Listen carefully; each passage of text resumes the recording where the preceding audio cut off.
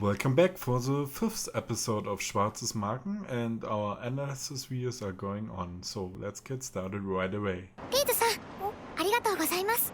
So yes, we see Katya bowing again, and this was and still is not a thing in Germany. It's really this kind of 15-degree bowing typical to Japan. And of course that's not at all a thing in Germany, so it's weird. I don't know why they include it, because they have been quite accurate so far.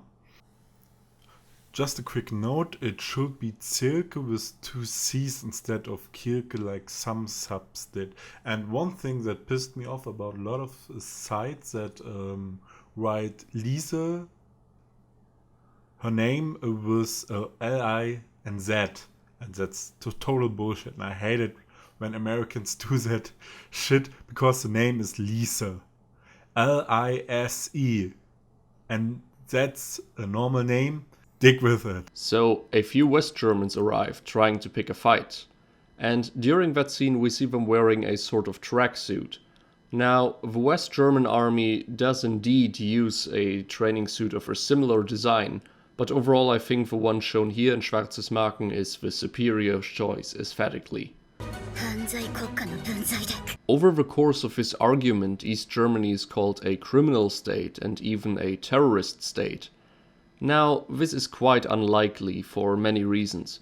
First off, the whole terrorist thing, I might have to explain this to the younger audience, but prior to 9/11, terrorism wasn't such a buzzword as it is today, and it wouldn't really be used against socialist countries, to my knowledge. The whole criminal thing, it wasn't really much of a thing back then that they called East Germany or socialist countries in general criminal states. I mean, they even had some reservations to call them all dictatorships and stuff like that, even though they were aware of the overall oppression of free thought and so on in these systems.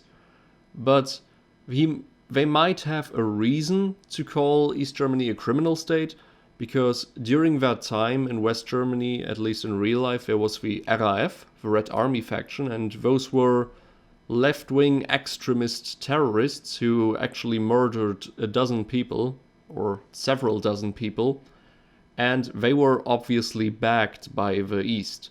So it is kinda... one can understand the overall logic there, but I still think that this is a bit far-fetched over here to use these big words. I don't think they really fit into the whole real-life setting, but then again, this is an alternate universe. It is possible that things radicalized a bit more even.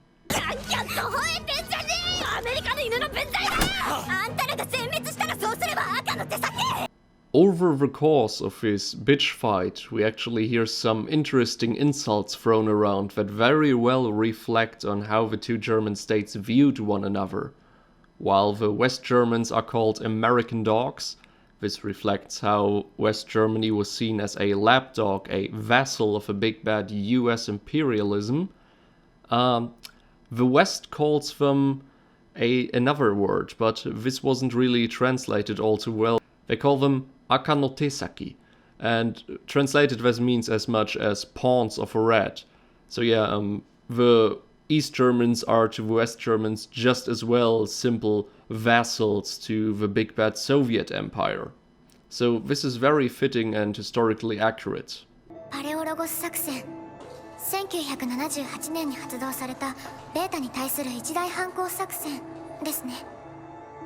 人類初のベータの巣背部への突入と歴史的大敗。 Just a quick note on the Operation Palaiologos.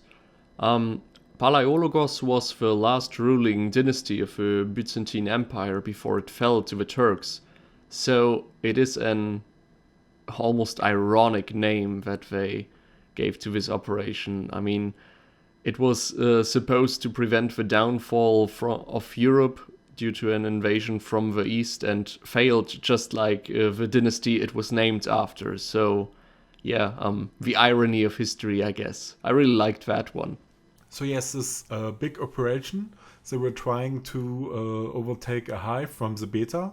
Hives are these big structures that were launched from the moon into Earth and stuck deep ground, and that's what makes them so difficult for the humans to conquer them, is because they are really rooted into the earth, and thus trying to get into these with the TSFs is extremely hard, and the beta can basically break down from through any walls there, so as a surprise attack.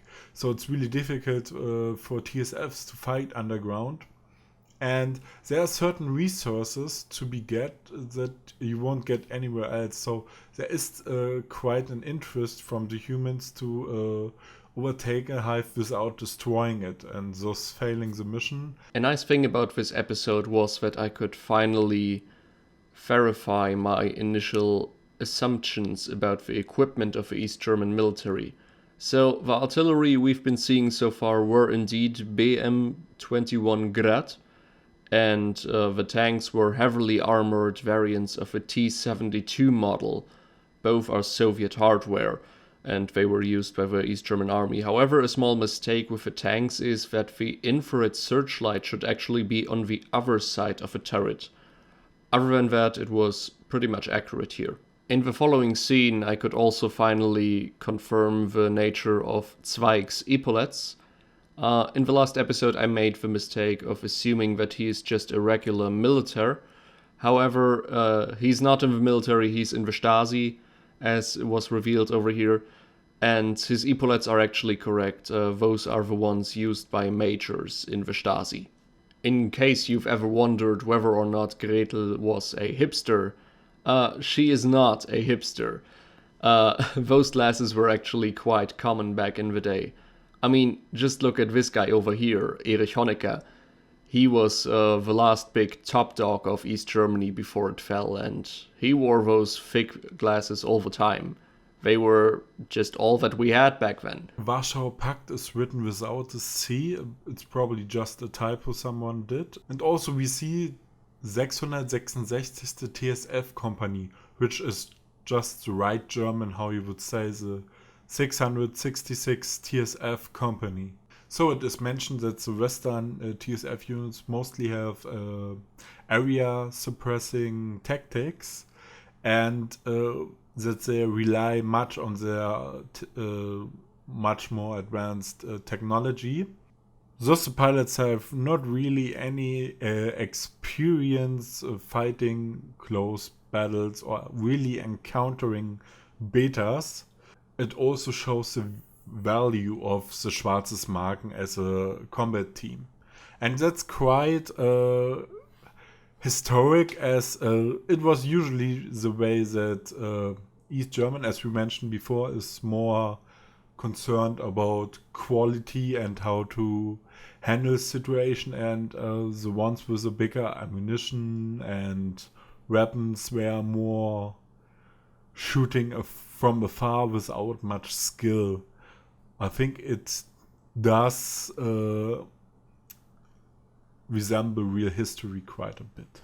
And it's several times mentioned how the group Schwarzesmarken is used as propaganda, and it kind of makes sense, because it was kind of weird in early episodes how Iristina stepped up to the Stasi. That was a thing you wouldn't do like that. They didn't salute or anything. And in this episode, it's shown that they have a certain power, and that they're necessary for the propaganda, because they're the strongest TSF squad. There are hardly any fighting squads left, and they're really depending on them, not only because of their battle strength, but just in general to convince the public that this country is doing well and you don't have to fear beta. At a later point, it is mentioned that the front line is currently located near Malbork, and Malbork is a Polish town formerly known in German as Marienburg, and this very fact indicates that the front is now moving more eastwards. Now for a general verdict of the episode. I liked it once again, but a thing that kind of bothered me was how East Germany was depicted as rather weak compared to the West, save for the Unit 666, of course. This is reasonable within the Muv-luv universe if we assume that East Germany has already been very weakened due to the onslaught of a beta. However, in real life, East Germany was a little state armed to the teeth, and many historians would argue that it could have taken West Germany quite easily.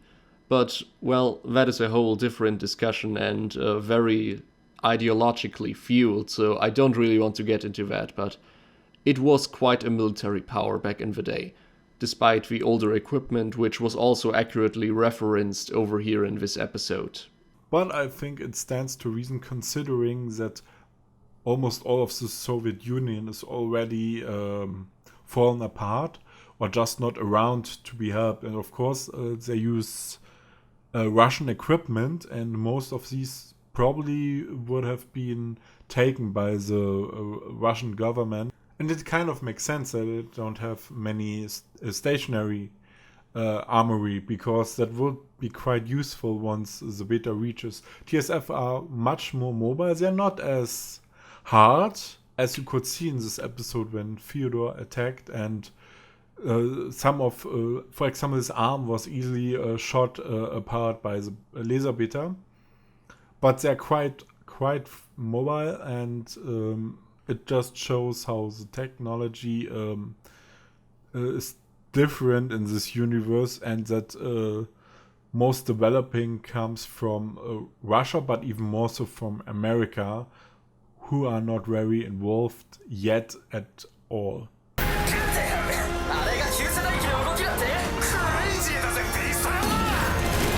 One nice thing they did was to show that even though the TSFs are lacking behind in one generation, so from the developing standard, is that they still were using these machines quite superior to the Western. Of course, one part is the experience, but it's not like the Western TSF squads didn't have any training at all. They just have no real combat experience. And that's one thing that's quite true and unique to East Germany, is that because we were lacking so many resources and things to get, most of the East Germans were quite creative how they did things. 全部吐いたようです、シュミット長官。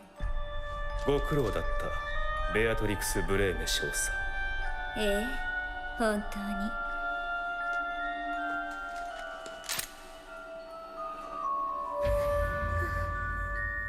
ご苦労様。Some of you might wonder, with all these after-credit scenes and all the hyping of the Stasi, if they were really like that. Well, real-life Stasi was of course no military force per se, but you must keep in mind that death penalty was only abolished in East Germany in 1987, and with this alternate timeline everything was pushed more to the extreme, of course. But yeah, it is reasonable and historically accurate that this was a system that actually got rid of its dissidents in several ways, and if you were opposing them too much, you'd ended up dead. So yes, this was quite a short episode, and my speaking part was again rather small in this one. So if you liked it, I would appreciate if you share it in Reddit, on Twitter, and Facebook, whatever you use. It would be nice. Thumbs up if you liked it. Subscribe also if you liked it, and if you are waiting new episodes. Next one we will be together again. It's just happening out of necessity. Look forward to it, and remember, I can say it. I'm German.